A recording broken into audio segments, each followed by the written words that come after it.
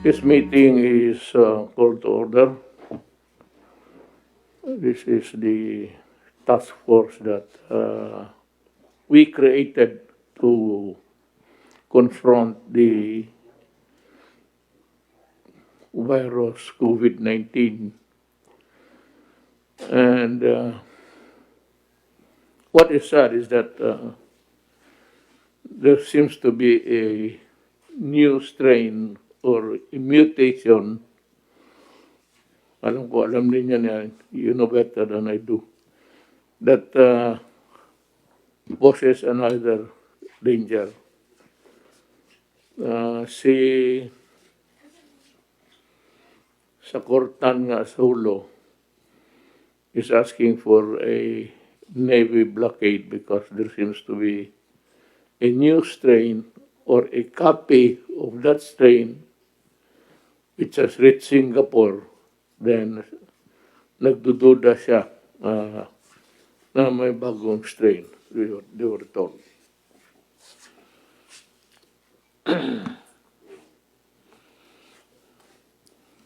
We would like to just read the statement prepared so that we would shorten the proceedings tonight. The provincial government of Sulu has called the Interagency Task Force for the Management of Emerging Infectious Diseases, IATF, EID, for assistance following reports that the new strain of the coronavirus 2019 or COVID-19 has been detected in Sabah, Malaysia. Sulu Governor Abdul Sakurtan on Friday told the Manila Times that he had instructed his staff to consult the task force on how best to handle the emerging situation. Sabah is less than 29 hours by boat from the Sulu archipelago. We have a porous coastlines and a vast Sulu Sea between us and Sabah. And the city, national government is equipped with the capacity and logistics to put in place and in operation safeguards and preemptive measures called for, Tan said.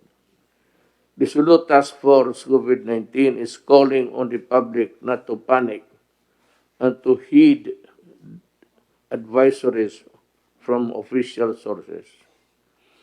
With our frontline partners, we intensify our monitoring and utilize all materials and human resources at our disposal to assure our constituents, and we reiterate our call to them to avoid speculations and spread fake and harmful mongering, the governor said. Akin dito, there is a sentence here which we all, I'm not the only one, I'm sure everybody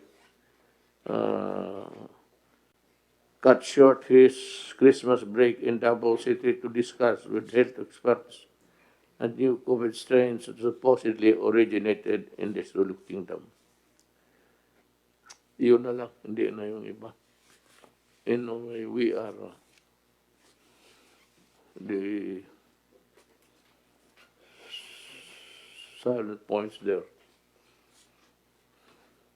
The narratives that we hear today is actually, there is a new COVID-19 strain from the United Kingdom. If it is a COVID-19 new, walang nag-iba dito unless there is a mutation or a variant of that COVID-19. Ganun ang pagkasalita niyan. Now, prudence tells us that we should confront this emerging infectious disease uh,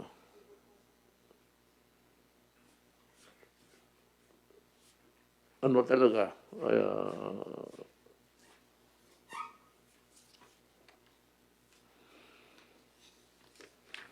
we, I have allowed kasi the face-to-face classes as pilot projects all over the country. With the new strain, true or not, maybe it's true because it's being validated in Germany and South Africa, UK. Eh,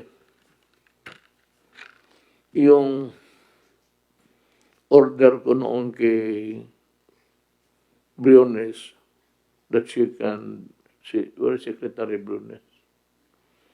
If she's here, I'm calling back the order and I will not allow face-to-face classes of children until we are through with this. We have to, I said, we have to know the nature of the germ that we are confronting. Wala pa tayong alam, and I cannot take the risk of allowing the children. That would be a disaster, actually. So, mindful of that, I am canceling the order I gave a few days ago, few weeks ago, to Secretary Briones of the Education Department to suspend everything, all activities of children, especially yung face-to-face classes.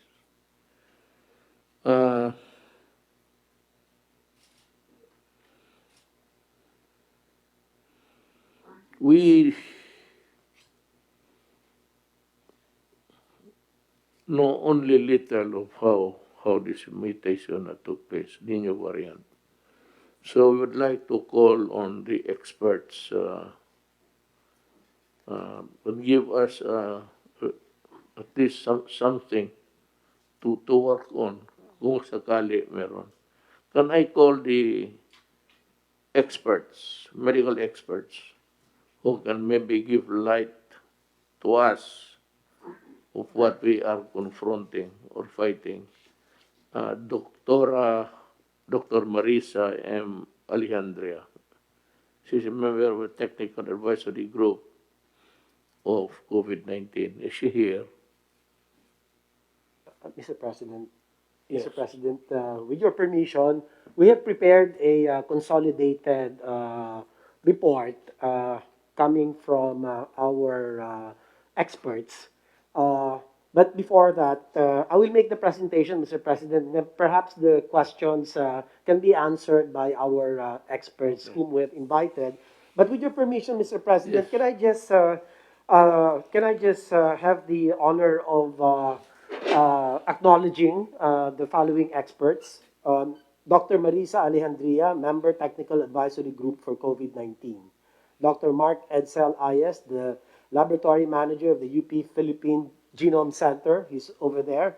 Dr. Celia Carlos, Director of the RITM. Dr.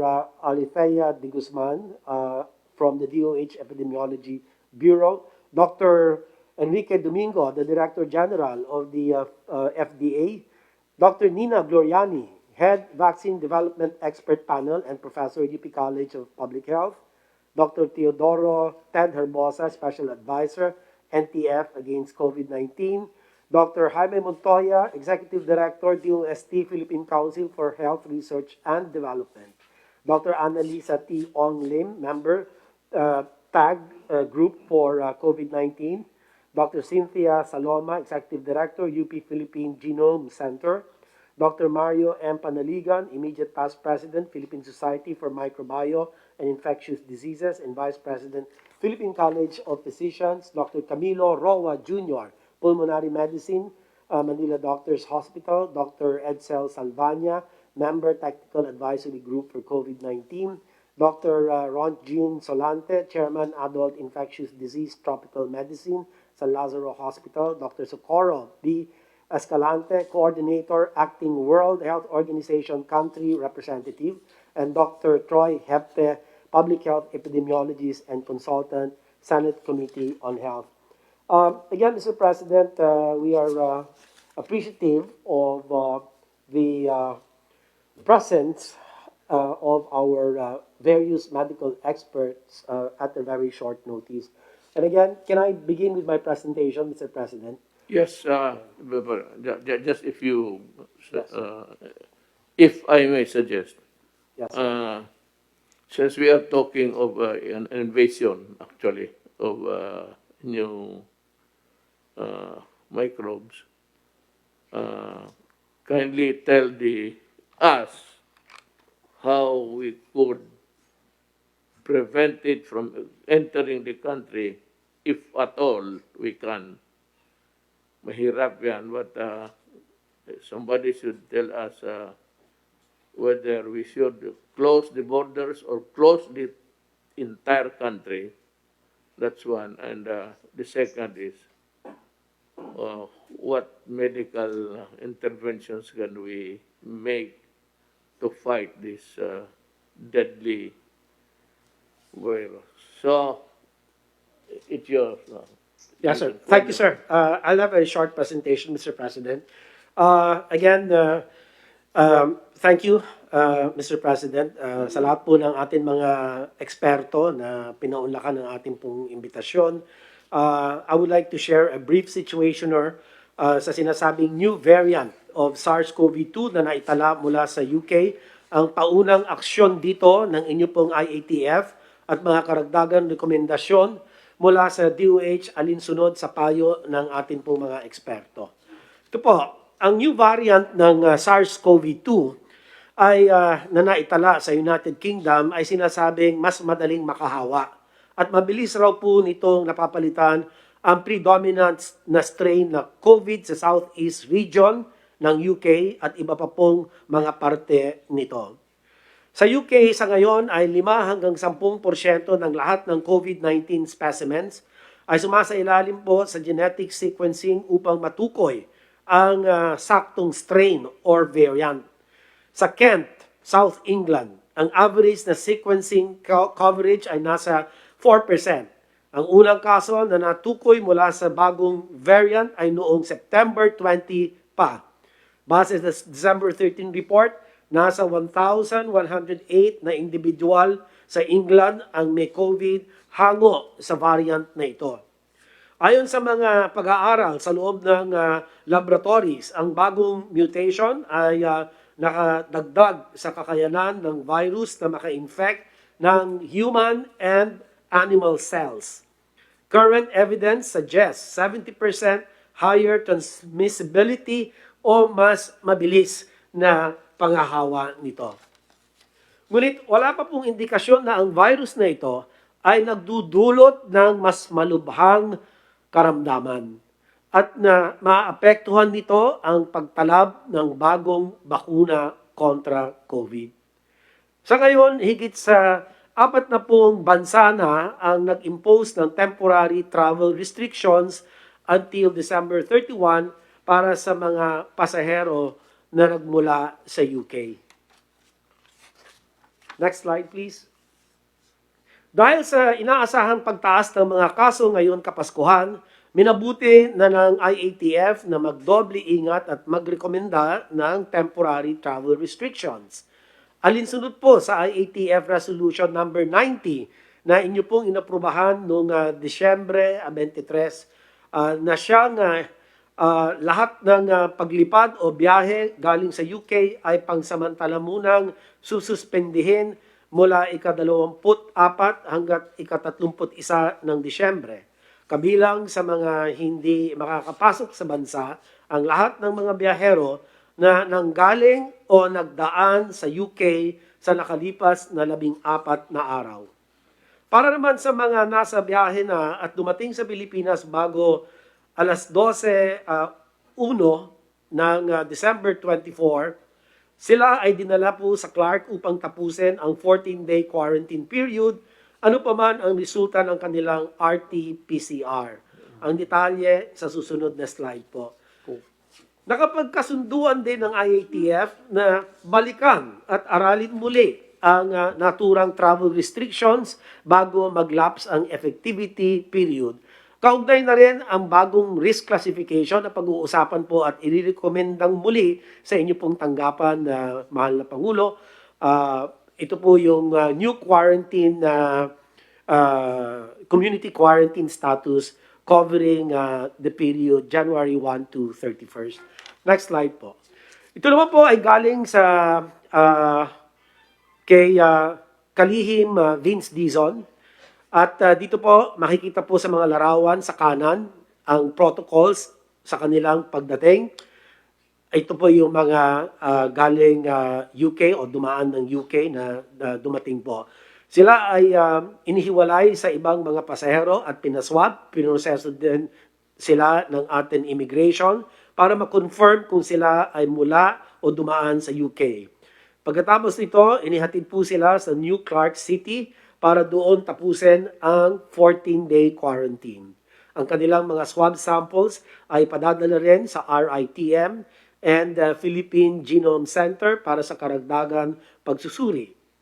Ayon sa NTF report, mula December 22 to 25, umabot na po sa 79 na pasahero mula UK ang dumating sa bansa, 72 ang dumating sa NAIA habang 7 ang dumating naman po via Clark. Sa 79 na nagmula po sa UK, 2 rito ang bumalik na sa UK, samantalang 77 ang nanatili rito sa Pilipinas. Base sa report kahapon po, 59 na ang mayroon ng test results, kung saan 53 ang negative. Ngunit may isa pong nagpositibo sa COVID at inaantabayanan natin ang 23 na natitirang resulta. Pero yung testing po nito, Mr. President, hindi po nangangahulugan na ito na po yung new variant. Dahil magsasagawa pa po ng pagsusuri ang ating pong mga eksperto mula sa Philippine Genome Center. Next slide, please. Base sa mga ulat na kinalap ng WHO mula ika-28 ng Agosto hanggang ika-23 ng Disyembre, may 12 bansa sa Western Pacific region ang nagtala ng mga imported na kaso mula sa UK. Kabilang po rito ang Hong Kong, China, Singapore, New Zealand, Korea, Japan, Malaysia, Solomon Islands, Vietnam, Australia, Taiwan, and Cambodia. Sa mga ito, 3 bansa ang nakapagtala ng mga kaso base po sa bagong variant. Sa Australia ay may 4 na kaso na natuklasan habang naka-quarantine. Sa Hong Kong ay may 2 kaso, 2 estudyante na edad 14 at 17. Sa Singapore naman po ay may 1 kaso, isa rin estudyante na 17 taong gulang. Sa Japan na na-detect ang new variant sa 5 biyahero mula sa UK. Samantalang wala pang kaso mula sa new variant ang naitala sa Pilipinas. Ngunit nais ko pong tukuyin ang limitasyon ng datos na ito. Ito ay mula sa mga official sites lamang kung saan ang datos ay patuloy na nagbabago o inaayos dahil sa ongoing case investigations. Meron din mga naitalang imported na kaso na hindi matukoy ang pinanggalingan. Ang ating pong recommendation, next slide please. Ito po ang aming rekomendasyon, Ginoong Pangulo, habang nadaragdagan ang mga bansang nag-uulat ng detection ng UK new variant, ninirekomenda po ng DOH kasama ng mga eksperto ng TAG o Technical Advisory Group ng ating IATF at ng World Health Organization na sa mga manggagaling sa mga bansang may kumpirmadong new variant, gawin mandatory ang pagtapos ng 14-day quarantine period sa New Clark City. Ang protocol na ito ay gaya na ng ipinatupad ngayon para sa mga biyaherong dumating bago mag-alas 12 ang 1 umaga ng December 24. Ikonsidera lamang ang travel ban Mr. President, kung nasa level na ng community transmission ang new variant sa naturang bansa. Lahat din ng specimens galing sa mga biyahero sa UK ay dapat pong maipadala sa PGC upang sumailalim sa genomic sequencing. Ito naman, ang ating additional action points. Ilan na lang po ito, matatapos na. Ito naman po ang karagdagan complementary action points na naitatag na rin noong nakalipas na IATF para sa lahat ng ating pong international travelers. Patuloy na pagpapatupad ng BOQ, Bureau of Quarantine, at OWA sa quarantine at testing protocols para po sa mga papasok sa ating bansa. Sila din ay naatasang magsumite ng line list at i-endorso ang mga international travelers na papasok sa iba't ibang LGUs. Ang DILG at LGUs naman po ay sisiguraduhin na magtatapos ng mga ini-endorsong biyahero ang kanilang 14-day quarantine sa temporary treatment and monitoring facilities o sa kanilang tahanan. Next slide. Kailangan din natin palakasin ang ating kapasidad for biogenomic surveillance at i-institutionalize ito as a comprehensive system integrated with the current influenza-like illness and severe acute respiratory infection surveillance. Kinakailangan din bigyan ng sapat na kakayanan ang ating mga sub-national laboratories gaya ng RITM upang magsagawa ng biobanking o ang pagkolekta at pag-imbak ng samples para sa mga kakailanganin pag-aaral. Ang surveillance systems na ito ay importante din po sa ating pag-monitor ng vaccine effectiveness. Para naman sa mga agarang aksyon, ang inyo pong DOH ay tutulong sa pag-identify ng mga samples na isusumite sa PGC para sa kanilang pagsusuri. Agad rin magre-report ito ng mga areas or population groups na nakitaan ng clustering at community transmission para sa gayon ay agad na makapag-conduct ng biosurveillance ang RITM, ang PGC at ang National Institutes for Health. Ang RITM, PGC at NIH naman ay magkukonduct ng purposive sampling as part of biosurveillance, kung saan uunahin ang mga samples na nakuha sa buwan ng Nobyembre at Disyembre. Samantalang ang RITM ay naatasang mag-develop ng standard operating procedures, response protocol, bilang paghahanda sa mga posibleng bagong variants at strains ng virus. Para po magampanan ang mga tungkulin na ito, Mr. President, aming pong nire-review ang resources na ating kakailanganin at tayo po ay magsusumite ng request for additional budget kung kinakailangan. So ang mga key insights or messages na lang po, nais ko pong ibahagi sa ating lahat po dito at nanggaling po sa ating mga eksperto. Una, sa paglitaw ng bagong variant na ito, mas dapat po natin paigtingin ang pagsunod sa minimum public health standards.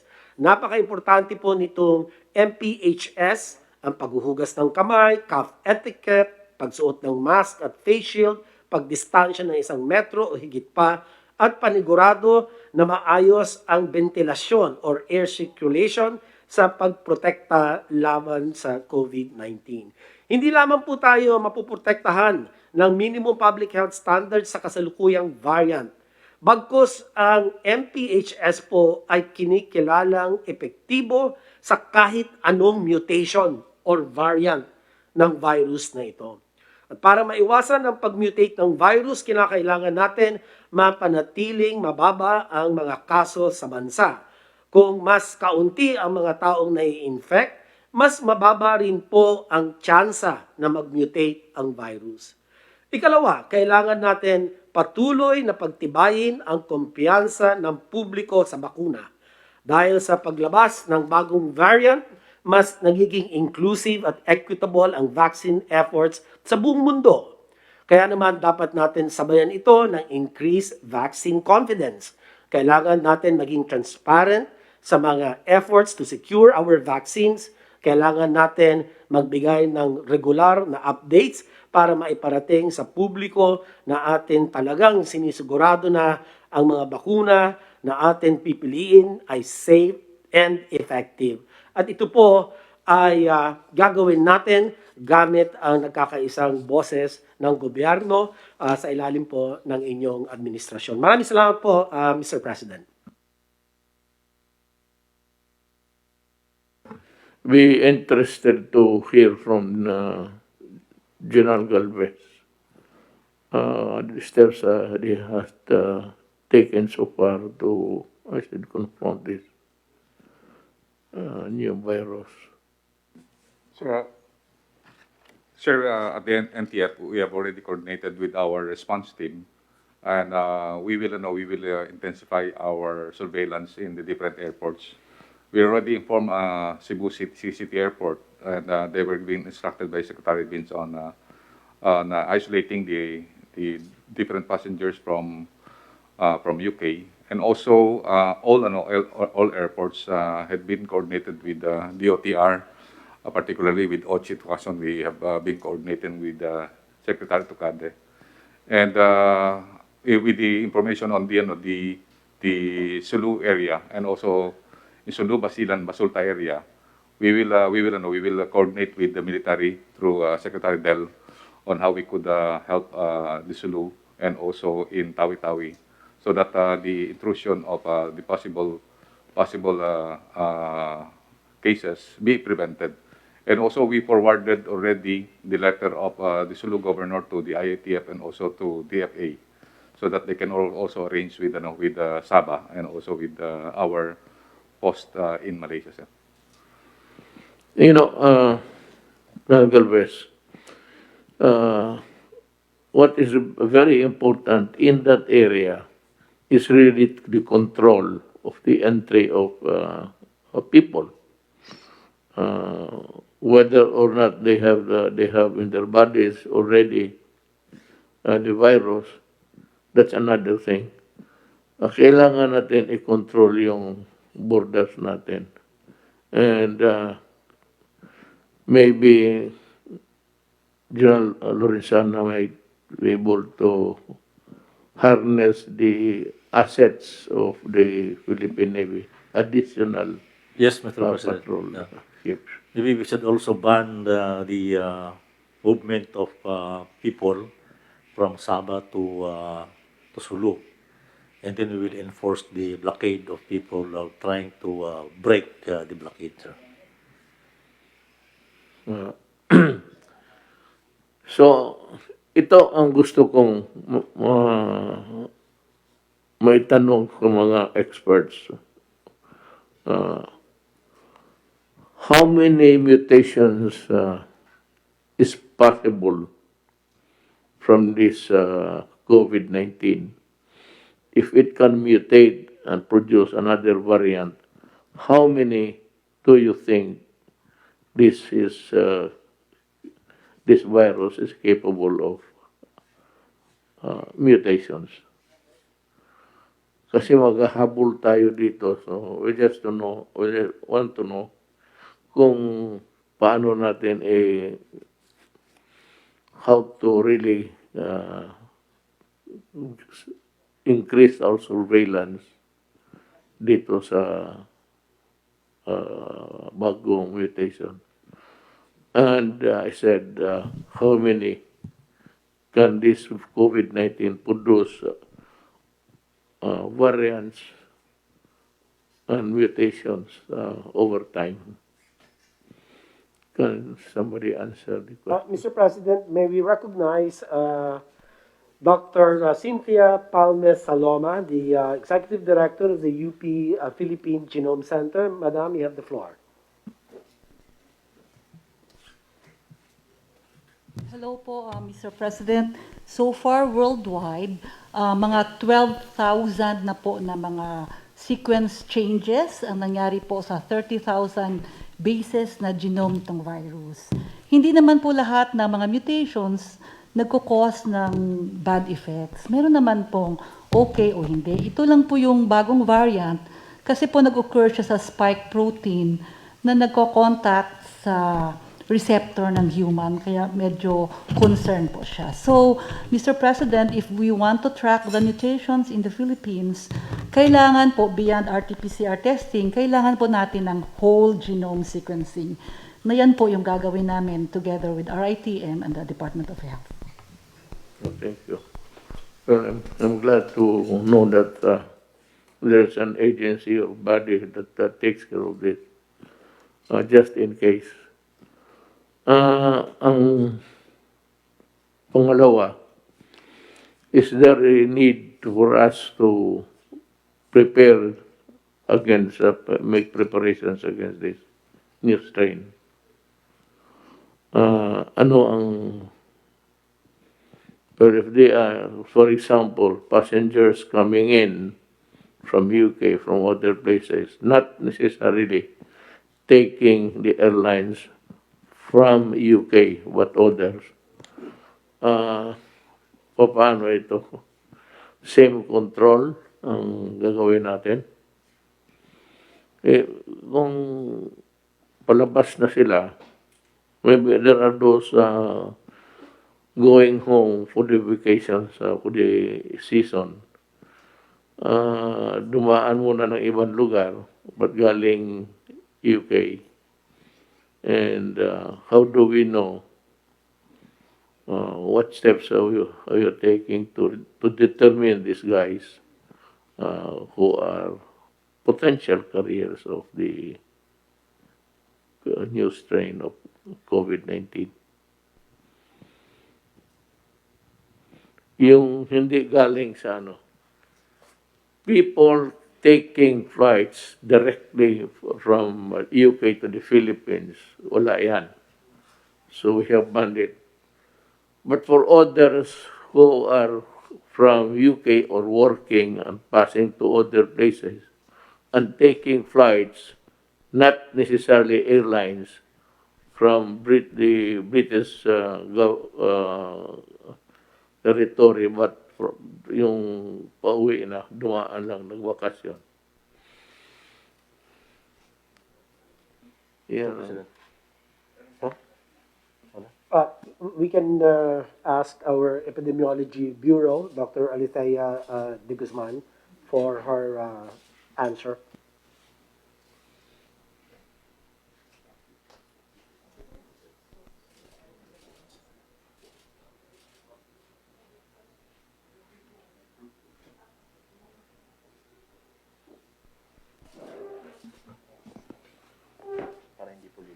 Sige po. Mr. President, good evening po. So, tama po kayo, sir, no? We should protect not just from the flights directly coming from UK, but there should be a system in place na saan po talaga siya nanggaling. Whether dumaan mo na siyang UK, tapos nag-layover siya somewhere. Pero ultimately, dapat po, pag may history of travel siya sa UK in the past 14 days, ito po yung mga nililimita or hindi po muna natin papasukin sa Pilipinas. So, probably the Bureau of Immigration, kasi makikita po nila yung stamp, no, doon po sa dokumento. At dito po yung stamp, tama po kayo, no, kailangan palakasin yung, ports of entry, the border control. So, through BI, from BOQ, para malaman at malimit ang pagpasok. At kung makapasok po, meron tayong sistema para po ma-screen lahat ng papasok po sa atin. Thank you, sir. Mr. President. Good enough. Yes. Mr. President, according to the Bureau of Immigration, apart from flights coming directly from the United Kingdom, ang karamihan daw po ay mga flights ng United Arab Emirates. In other words, nanggagaling po sa bandang Middle East na nagta-transit sa or na dumadaan doon sa mga lugar na yon or transiting in the United Kingdom.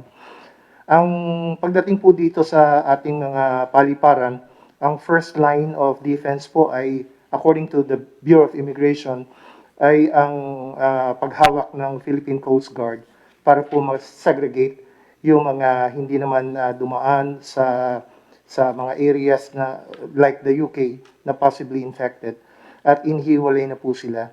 At dinedetermine po kung sino ang kailangan na ma-quarantine at hindi. At ang last line of defense po ay ang Bureau of Immigration. Ang Deputy Commissioner po ng Immigration ay present dito sa meeting nito. Baka maaari po siyang magdagdag ng additional information or measures that have been taken by the Bureau of Immigration. Deputy Commissioner Alegre is here, and he may wish to add something to the measures taken when these foreign passengers arrive in our country. Ito lang naman, tanong ko lang, do you have the sufficient manpower to do that? Because we have terminated so many, we dismissed so many employees of Bureau of Immigration. Halos parang yung ano nila, wala nang, you know, the reason really is there would be a lot of questions asked before these passengers can be cleared. So they would have to trace from where they came from, whether they stopped over in other areas before finally taking a flight to the Philippines. Ang gusto ko malaman kung may tao ka kasi we have terminated what? Mr. So many. President, yes, sir. Yes, sir. Ganun nga po ang ginagawa ng Bureau of Immigration dito sa mga foreign arrivals na to. They check the passports kung saan po mga lugar nanggaling or nag-transit at by interview also, by intensive interview. Going back to your question, Mr. President, do we have the sufficient manpower at the Bureau of Immigration? Yes, it's true na marami na po tayong sinuspend at may mga naalis na po.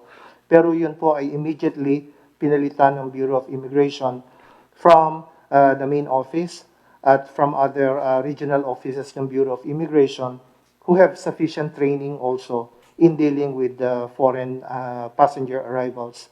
Kaya hindi naman po masyadong problema ang manpower sa Bureau of Immigration. Dahil napalitan naman po yung mga naalis at sa kasalukuyan po ay hindi naman masyadong heavy ang passenger traffic sa ating mga paliparan. Kaya po na-address naman po ng Bureau of Immigration ang kanilang manpower situation.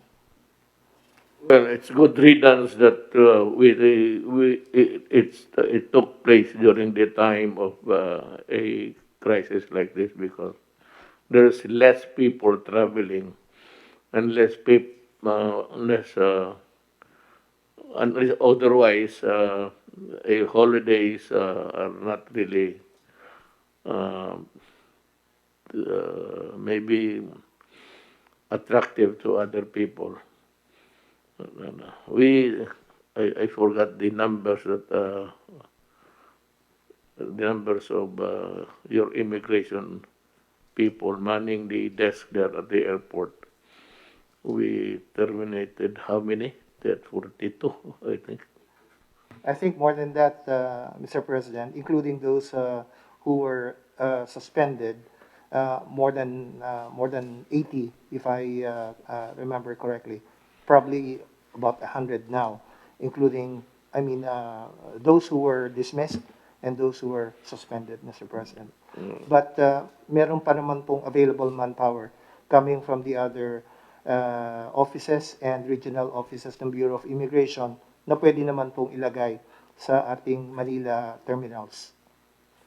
You can, if need be, you can always maybe take in newcomers from the other agencies, or you can increase the number by just asking people, especially those na ilalo na yung gusto ko yung ipalit yung mga first grade eligibles sa yung natanggal sa natanggal na dismiss doon dahil sa pastillas. Marami yon. Eventually it will reach 100 siguro when the investigation is over. But yung preliminary actions natin, medyo naano lang ako.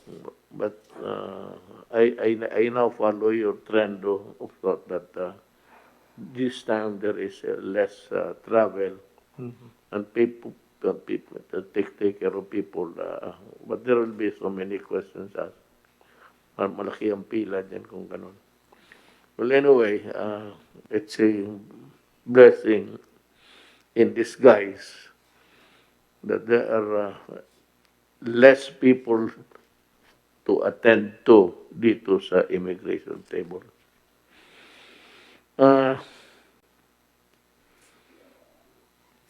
Secretary Duque, do you have an office, an office or agency under you working also on this, other from UP, working to find a vaccine? Is there people there? Mr. President, if I may, vaccine-wise, there's a process, the DOST, ang nangunguna po, lead agency sa vaccine development, together with the vaccine expert panel and the single joint ethics review board and the FDA. So meron po tayo pagdating po sa pagtukoy ng mga bakuna that will be the most effective, safest, and of ensured quality, Mr. President. So meron po tayong mga opisina. The Philippines can produce a vaccine on our own, made or manufactured out of the brainwork of people who are Filipinos. I think UP is one, and the UST is working on it. And the RITM, Mr. President, is also in one of the best positions to collaborate with the other government agencies for a vaccine self-sufficiency goal in the near to medium term, Mr. President. Pardon me if I remove my mask. I cannot pronounce the words properly. This thing is bothering me. Pagpasensya na kayo. Hindi naman siguro, walang hulihan naman dito. Well, there is, no one is above the law. And it says that you are violating a certain regulation. Ang problema, hindi ako makapagsalita ng, I seem to stammered ang bunganga ko. Well, the most important thing really is yung surveillance, that we are able to identify persons coming in, not only from UK, but from other places. Like Australia, meron na din doon. Singapore has another cases. And what is horrifying is the statement of the medical world, ng mga experts, is that it can mutate very rapidly. Nakakatakot eh. So if we have to believe them because that is their, they are the one equipped with the expertise. So sabuti yung maniwala tayo. And if it's contaminating people at a very fast rate, magkakaroon talaga tayo ng problema. So we have to increase the surveillance. And of course, itong quarantine, kung Pilipino ang umuwi. And I hope that it would not reach the shores of the Philippines, yung variant na yan. Otherwise, we are in trouble. Because we'll just have to wait for the Western world to study and come up with solutions. Tayo dito, we just wait and see attitude. Wala naman tayong magawa.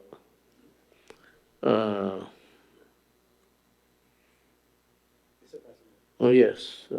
I would just like to underscore the fact that we are not defenseless. Hindi naman po parang wala tayong laban kahit na makapasok po yan. Hopefully, hindi makakapasok.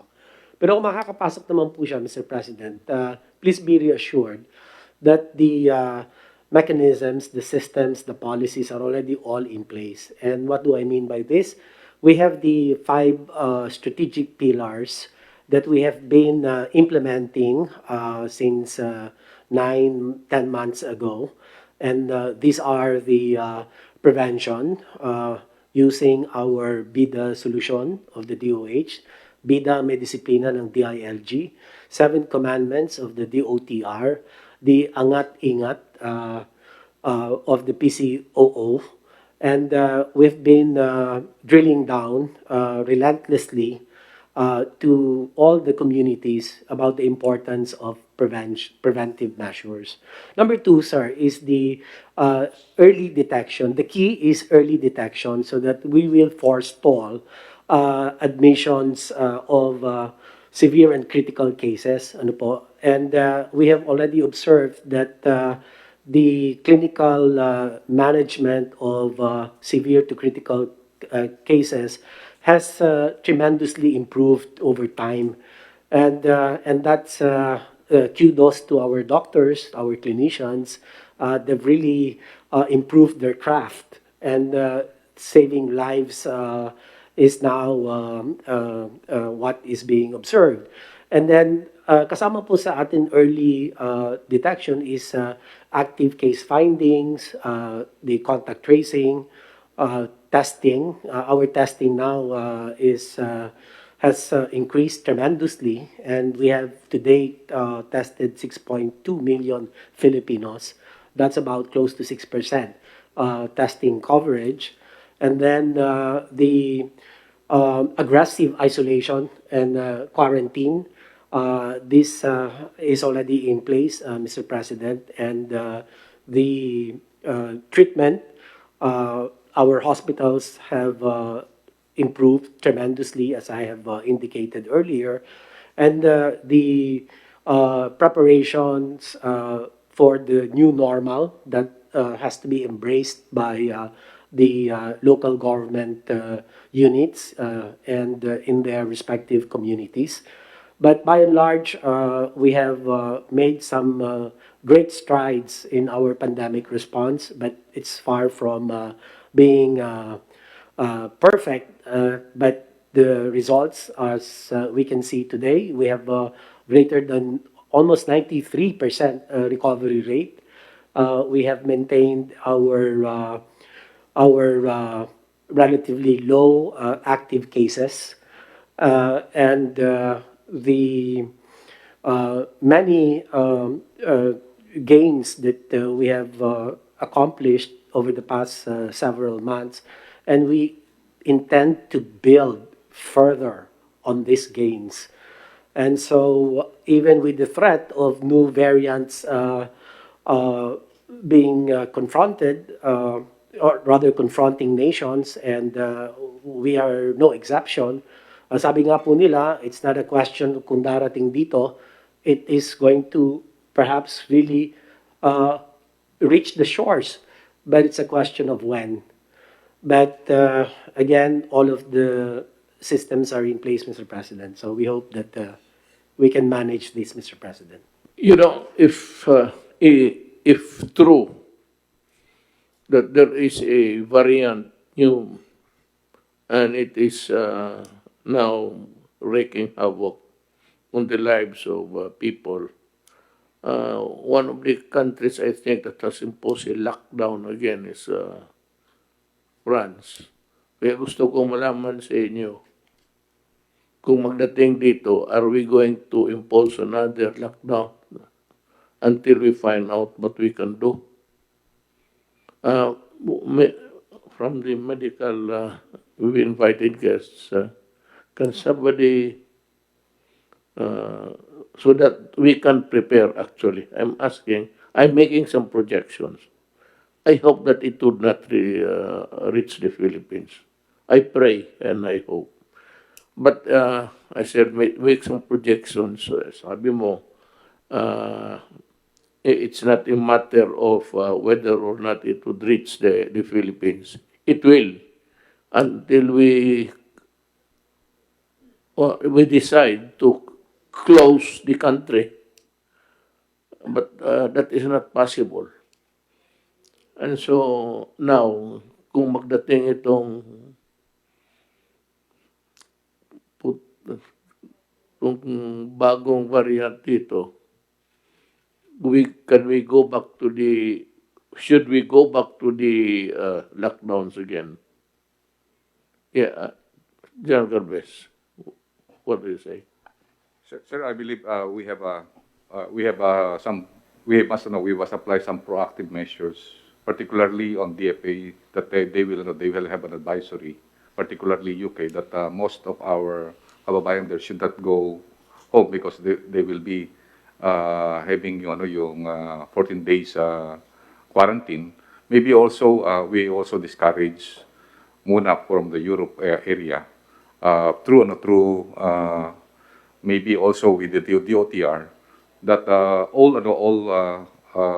air uh, all passenger airlines should have a more stringent, border control in terms of the identities of the passengers coming into the Philippines. Particularly, dapat sir mabigyan natin ng instructions sir yung mga recommend ko po kay Secretary Tucade to give instructions to the different airlines coming from Europe na talagang busisiin po yung kanilang mga passport na baka mamaya doon sila nanggaling sa UK.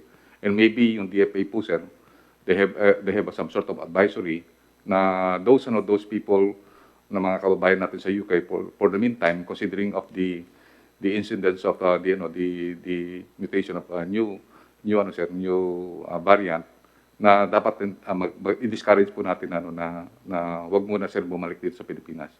And then also tama po kayo sir na dapat magkaroon tayo ng active surveillance through the LGU dahil hindi po natin alam na ang nagkaroon lang tayo ng tinatawag nating order was only last December 23. Baka hindi po natin alam na may nakapasok na po nung mga naunang mga buwan. And we should have some sort of discrete investigation using also yung ating armed forces at yung PNP na baka may mga balikbayan na galing ng UK na nandun na po sa mga areas. So we need really to have yung active surveillance, lalo na po yung mga nakadating po dito. Based po sa text po ni Sec Liling na nandun po sa Singapore yung kanyang anak, meron na pong isang identified na strain sa Singapore. And it was already confirmed sa anak po ni Sec Liling na nandun po. So maybe ang mangyayari din po yung mga ibang countries like Japan na meron ng 5 ngayon, it may happen na talagang po natin.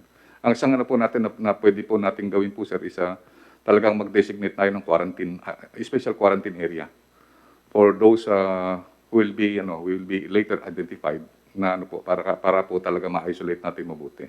Kasi yun po time will come talaga na Mr. President na baka magkaroon po talaga ng strain dito. We should be prepared kung saan po natin talaga yung mga tao po na para ma-isolate po natin sila na. So yun lang po, mahal Pangulo. Mr. President, can I make a comment, sir? On on your question, sir, if we had to tighten the lockdown, I think the IETF should put a threshold kung ilan yung araw-araw na lumalabas na, then we may be able to, we might enforce again tighter lockdown. Kailangan may threshold tayo. Kung bababa lang siya ng 2,000 below, or even 3,000 siguro. But it will be the IETF siguro, Secretary Doke, mag-usap tayo para at threshold para automatic lockdown tayo. Thank you, sir. Actually, yung lockdown is a possibility. I said we are making some projections. But if the severity in numbers would demand that we take corrective measures immediately, then we'll just have to go back to the lockdown. Pagka rumami sila with the new strain, then in the meantime that we are not able to confront them effectively, the virus, we'll just have to tama yan. It depends on the severity in number. Kasi pagka marami na, and we do not have the antidote of how to kill those variants, we have a problem there.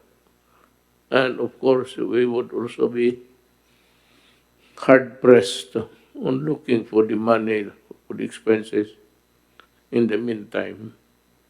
Magastos yan. Yes, John, you. Yes. As of now, Mr. President, our situation in the country is manageable if we are just talking on the local COVID situation. What we have really to guard or to watch out is the international borders. Because the variants or the new strain is coming from those identified countries. Kung mababantayan po natin yung ating international ports, kung po pwede, maimbudo natin sila sa 1 or 2 international ports lang.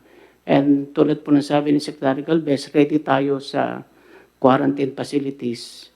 Then we can isolate yung situation on the local and find if there is anyone who is able to pass through, yun po yung hanapin natin. Right now, there's no necessity to call for a lockdown, but probably more on controlling the flow from the international. If ever, probably we may not have to declare lockdown in the country, but we may have to close the border if there is a real situation that would occur later on. So, for the quarantine naman, sir, we'll make sure that the LGUs will see to it that anyone who gets contact with a person coming from UK or from the 4 countries enumerated, i-quarantine po sila kahit home quarantine just to ensure na hindi sila makagalaw. That way, I think we can control the situation. Mr. President? Yes, Secretary Dugade. Thank you very much, Mayor President. Noong hong naglabas ng protocol at guideline ng IATF, saka ang DOH, nag-zero in ho tayo sa UK. From December 22 hanggang ngayon, zero in tayo sa UK. Nung naglabas ho ang IATF ng protocol, rinivisit and strengthen namin sa DOTR yung tinatawag ho namin na one-stop shop sa pamunuhan ng OTS, Office of Transport Security, si General Raul de Rosario. Kaya nga ba't nung December 22, nalaman namin na ang pumasok from UK, 2 pasahero. December 23, 54 passengers. December 24, 6 passengers. December 25, 17 passengers. Sa kabuuan, meron hong suma total, gaya ng report ni Secretary Duque, 79 passengers. Out of the 79 passengers, nanggaling ho yan, 72 nanggaling sa NAIA. 7 lang ho yung sa Clark. Doon ho sa 79, 2 ho yung umuwi, mag-asawa. Ibig sabihin, pumasok ng Maynila, hindi na nagtagal, using the same flight sa Emirates, bumalik sa London kasi yung asawa na Brit ayaw pumunta sa Clark. Isa lang ho ang positive so far at inaantay yung resulta natin sa mga 23 passengers. Ang ibig kong sabihin lang ho is, nagsisiro in tayo sa UK. Yung report kanina ho ni Secretary Duque, parang nasasabi niya na kailangan lawakan natin ng konti yung pagsipat natin ng mga pasaherong hindi lang nanggagaling sa UK, tignan din natin yung ibang bansa na kung saan meron na yung bagong strain ng COVID. Kasi yung bagong strain ng COVID ay mabilis yung kontaminasyon at mas malawak. Having said this, Mr. President, siguro importante at bigyan tugon at pansin natin short of or in preparation of lockdown, yung rekomendasyon ni Secretary Duque kanina, nasilipin natin yung ibang lugar na kung saan meron itong bagong strain ng COVID.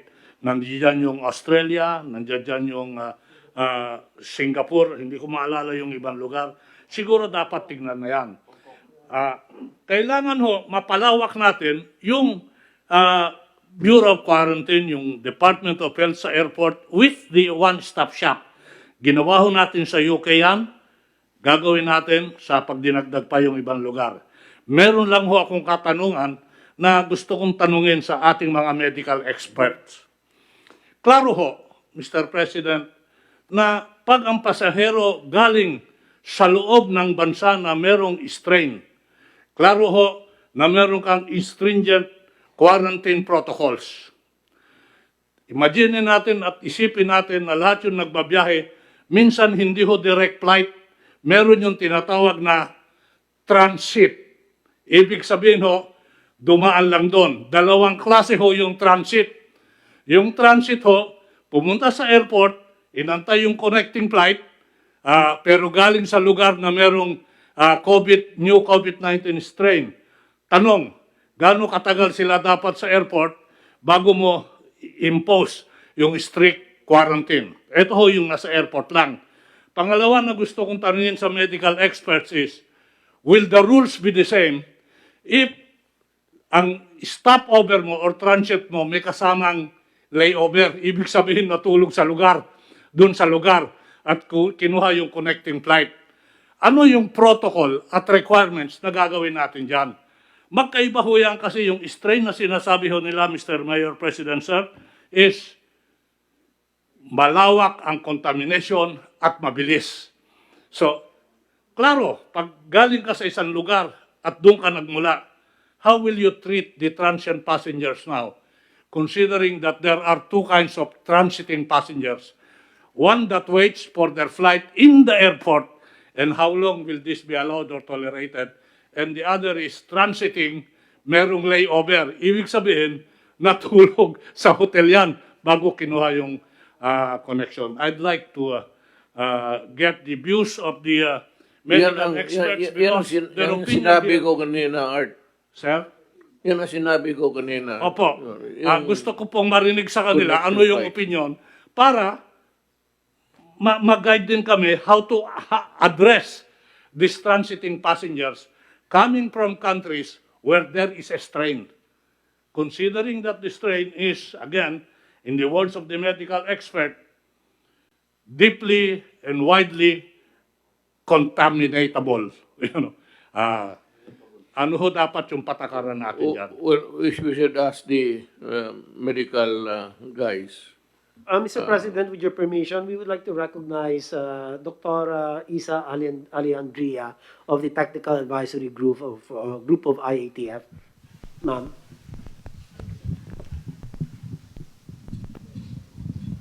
Thank you.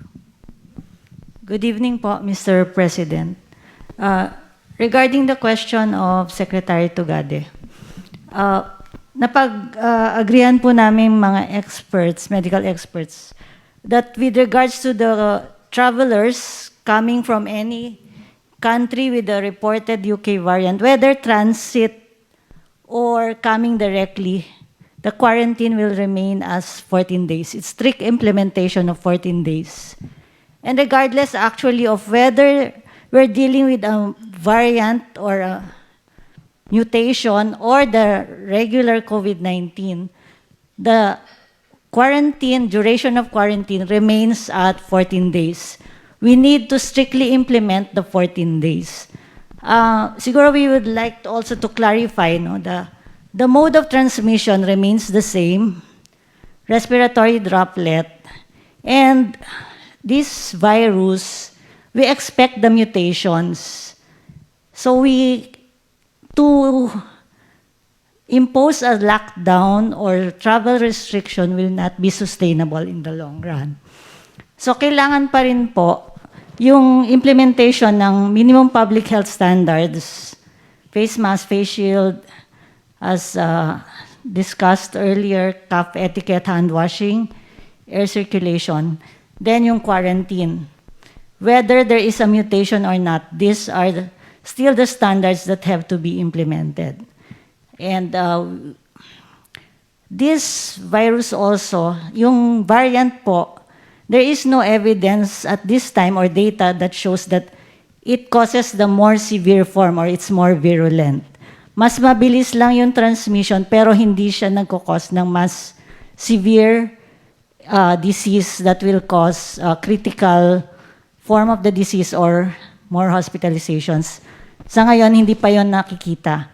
Mabilis lang ang transmission kasi nag-mutate nga doon sa protein kung saan yun yung nag-a-attach sa virus sa loob ng katawan. So yun po yun.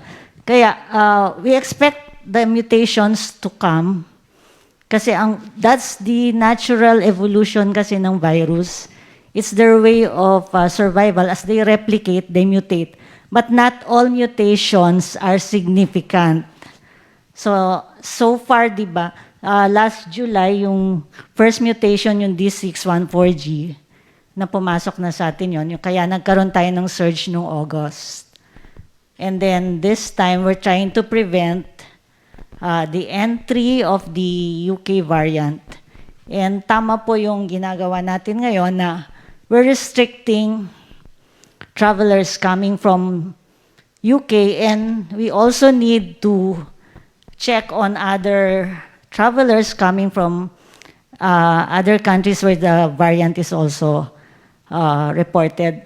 Kaya may plans po ng surveillance, biosurveillance ang Philippine Genome Center, RITM, NIH together with DOH para ma-monitor natin yung mga pumapasok na variant. So we need to strengthen the biosurveillance system so that we are on top of the situation. No? Aware tayo na may pumapasok na variants. And these variants are important to be monitored kasi may impact din sa vaccines, sa efficacy ng vaccines natin or effectiveness ng vaccines eventually. So in the moving forward, kailangan ma-set up or ma-strengthen yung biosurveillance system.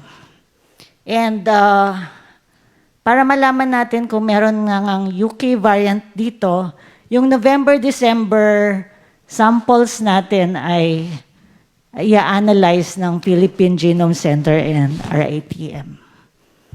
Yun po, Mr. President. Mr. President, sir. Number one is a clarification. So I take it then that whether you come from the city or state where there is a new strain, or from the airport lang taking a transient character, strict. That is for passenger at para sa tao. Ang tatanungin ko lang ho, kasi transport ako, what will be the rules for cargos? Kasi gaya nung meeting natin noon, kung may transmission sa cargos, will the rule of the game be the same with people and cargo? I'd like to listen with the permission of the Mayor President with the medical experts. Let me go back to itong transit. Some are taking flights and then connecting. Kung wala ng iba, there are countries whose airline make flights to the Philippines. Ang iba naman talagang layover. He has to spend the night there. Alam mo, ang tingin ko dyan, whether or not it is a transit situation or a layover, para sa akin, it's the same. The virus is carried by people, and baski na doon sa sinasabi natin na transit, they have to deal with people whether they like it or not. They have to go out and go to the counter and talk to people. So ang virus, whether in transit or just a connecting flight for the following day. Ganon rin ang ano eh. So I think that yung response natin should really be, we consider them as one. We lump them as one. Now, itong sinabi mo, naunahan mo lang ako, I'd like to ask Secretary Duque and DOST, nandito ba si, I would like them to, or government itself, the offices, should create another task force. Hindi itong atin, wala man tayong alam dyan, medical, ideally it's the medical persons, na nakatutok lang talaga dyan sa bagong strain, whether or not it is here or not, and whether it is as virulent as itong sabi naman ni doktora, hindi masyado, it's not as toxic as itong si COVID-19, si original yung tatay. But I think that we should not really be complacent about it. We should treat them as a deadly disease that would be entering the Philippines. Mahirap kasi ang tayo, whether or not itong ano na ito is as virulent or as toxic as COVID-19. So yung tanong mo, para sa akin pareho. The contact is there. The possibility of contact is there. Because you have to talk to people. And in the transit, there are a lot of locals also there working, the policemen, the security guards are there. And while waiting, I said, they are in a room that maybe somebody somehow would pass it on to a Filipino coming home. Let's go back to your maya na lang tapusin mo natin ito. How about the cargo that are contaminated? Klaro po, Mr. Mayor President, sa tao, how to deal with them, either coming directly from the state or from the airport, trato. Gusto kong malaman sa medical expert, paano natin ititreat yung cargo? Kung, especially if this virus is mabilis makakontaminate, para apektado ho ba yung cargo? Para mag-guide kami sa pakikipag-usap namin sa mga airlines, sa airport operators, sa cargo. Noon po, yung COVID-19, sabi natin, transmission, animal sa tao, tao sa tao, question yung cargo. Hanggang after a while, na klaro na cargo becomes a contaminating platform. Dito ho sa bagong strain na to, kung it becomes a contaminating platform at mabilis maka-spread,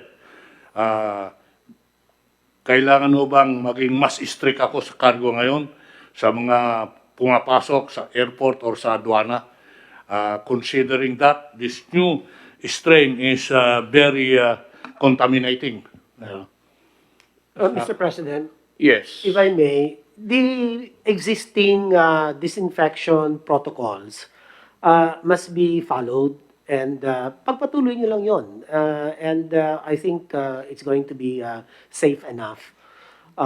If you want to double the disinfection process, it will not harm, it will only do good. So whatever you have done, you can just, perhaps ramp it up a little bit more. Third po na ginagawa ngayon, yung spraying, yung kwanis, sufficient na ngayon yon. Tama po kayo. Yung ginagamit lang po dyan ay chlorine-based disinfecting chemical. Why, Art, is there no fumigation being done? Fumigate. Sir, nung nag-umpisa yung COVID sa mga airport, sa mga pier, meron ho yung spray contamination sa mga cargo eh. Ngayon ho, tinatanong ko, because of the nature of the new strain, will there be a need to put stronger contaminating spray or, I want to hear from them so that we will know how we can react and deal with the airlines and the port operators. Well, if they are potential carriers of the strain, even baggages, that is your problem. Try to find a solution for that. Fumigation or whatever, spraying, that would fall under your worry. Kasi po, yung isang pwede natin gawin, Secretary Duque and Mr. President, sir, remember, mandatory quarantine itong mga pasahero. Huwag natin pabit-bit yung bagahe nila papunta sa Kwan. Kunin yung bagahe, or you can do a process there. Pagtapos na yung quarantine nila. Para nang sa ganon, nakahold din yung cargo. Hindi naman kailangan isama nila dun sa kunyan. Unless yung mga hand carry na may essentials. I don't know. That is a good law. Again, it depends on the depth and extent of the contamination of the new strain.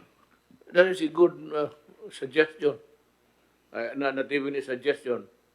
That is a good plan, actually. Prohibit them from carrying the cargo. But that is an added burden to sa inyo. But they have to be... Actually, sir, I think Secretary Bello will confirm this. Tumatagal yung proseso sa airport kasi kinukuha nila yung bagahe, dinadala kung saan sila makakwarantinang hotel. Baka mas maganda niyan, yung hand carry lang nila, ang dadali nila, carrying some essentials, maiwan yung ibang kargamento that will also facilitate the movement inside the airport. While you put additional quarantine precaution to the cargo as they are doing their mandatory quarantine.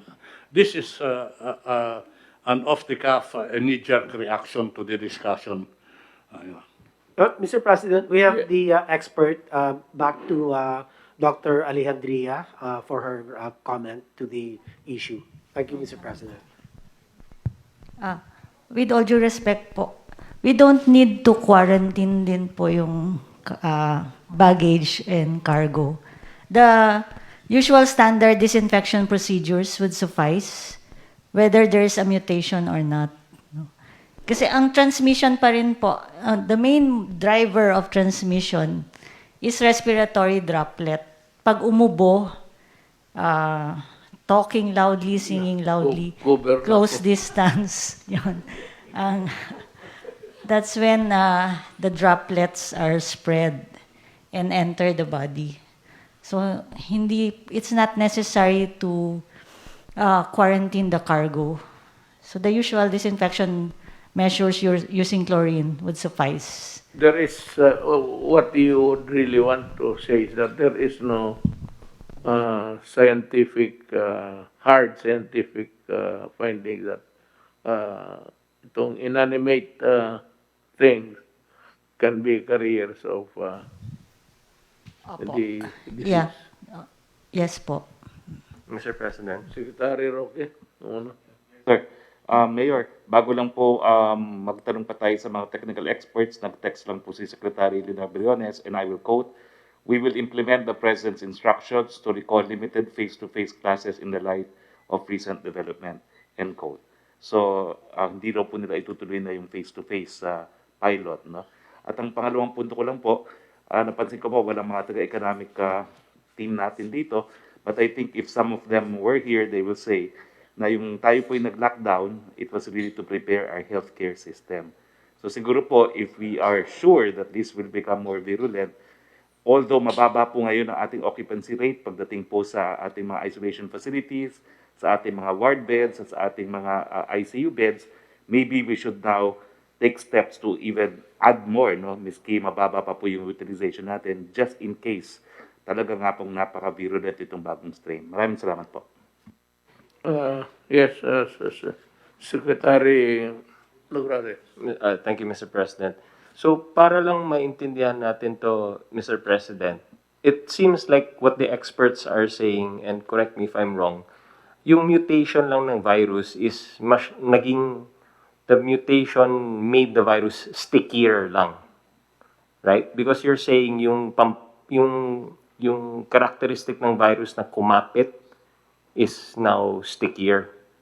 Is that what the experts are saying? That's why tumaas ang virulence niya because of yung pagdikit niya sa mga cells ng tao is because nandun yung protein that made it stickier. Ganun ba yun? Mr. President, if I may, the current strain that has been the subject of our discussions has not been proven to have increased virulence.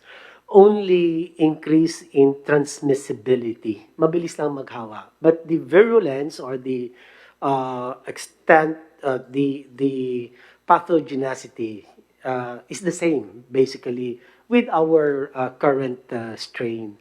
So hindi naman siya mas gumrabe o mas serious yung kanyang sakit na idinudulot. Mas mabilis lang po. So mas mabilis lang siyang makahawa.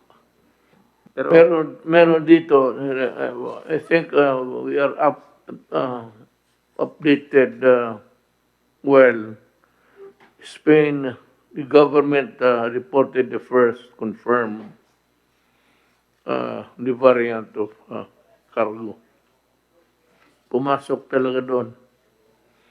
Despite of their, they were once closing the border also. Takot yung mga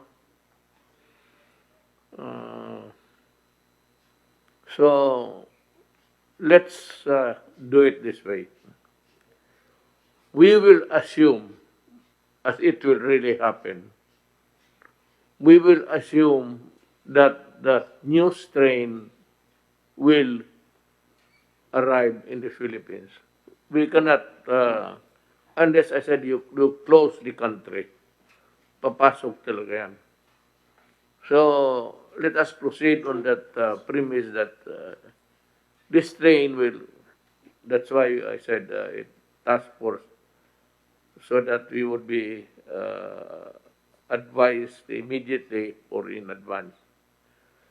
Papasok yan dito. So ang ating yun is, yun ang, yung quarantine, tapos, sabi ni ma'am, doktora na, yung namang, hindi naman dumedicate sa inanimate things. So bagay, hindi magdikit. It will not thrive. It will die if it sticks to the cargo. And kung may fumigation dyan, Art, sa iyo, fumigate lang. If you burst of itong whatever chemical that's appropriate for the cleansing of the cargo, bilisan mo lang yung just for good measure. That's about it. For good measure, let us do it. Now, Secretary Bello has something to say. Ikaw yung pinakamaraming kliyente dyan eh. Yung OFW. Yes, Mr. President. They come in numbers. I was also toying with the idea na kasi ang ATF resolution is to prevent the entry of foreigners coming from UK at inaalaw yung mga OFWs. I think, Mr. President, it is also good to consider na isama na rin sa restriction even yung mga OFWs natin. Kasi it is reported by our labor attaches, Mr. President, that some of our OFWs, especially in UK, have been contaminated by this variant COVID-19, Mr. No President. wonder. It's very natural. If you are in a community that is affected by this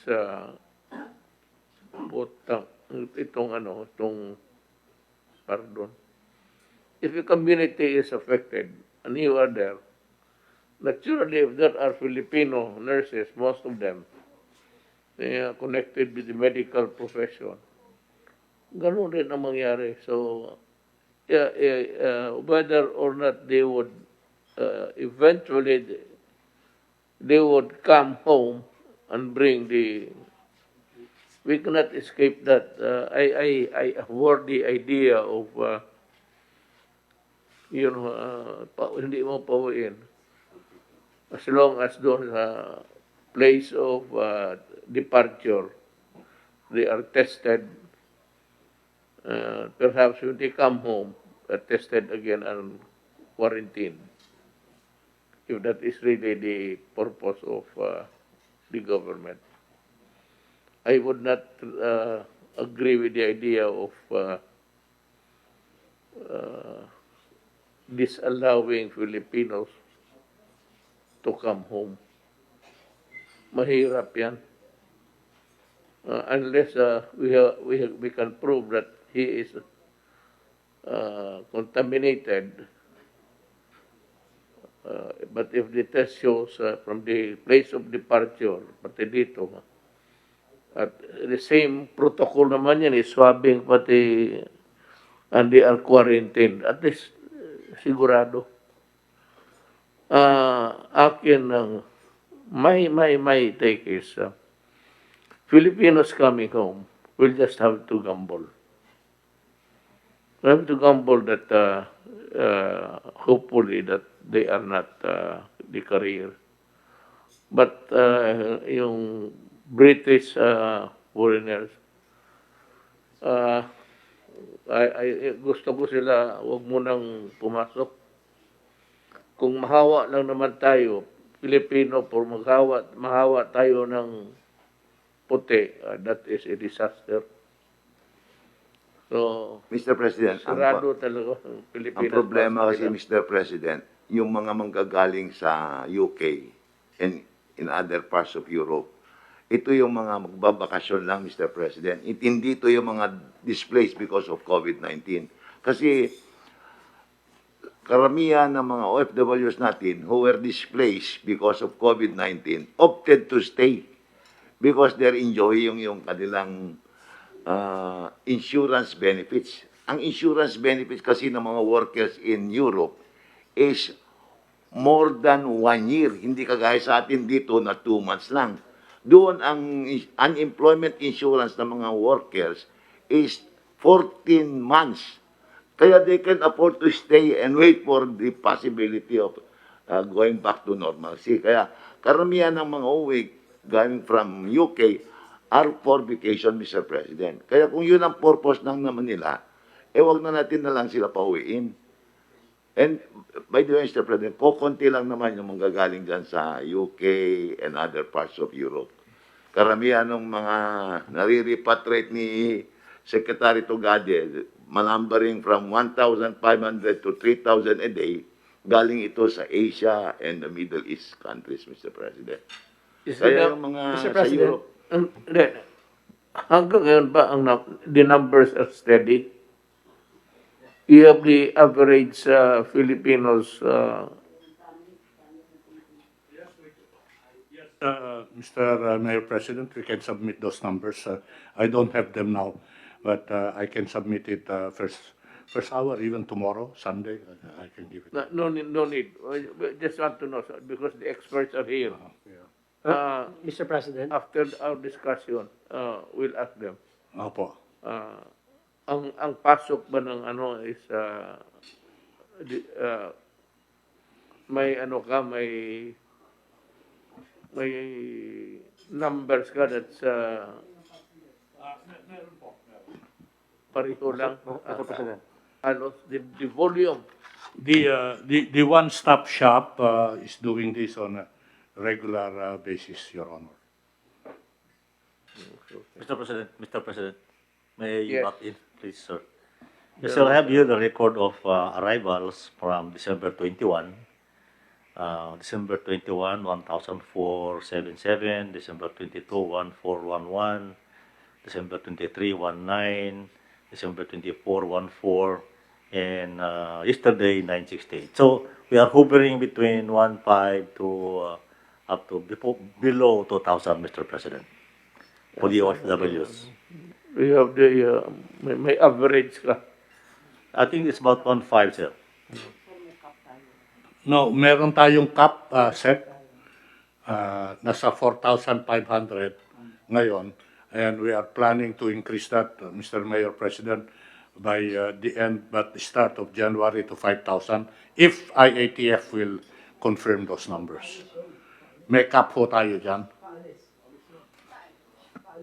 I hate to do this, but can we suspend this meeting for just about 30 minutes so that we can eat?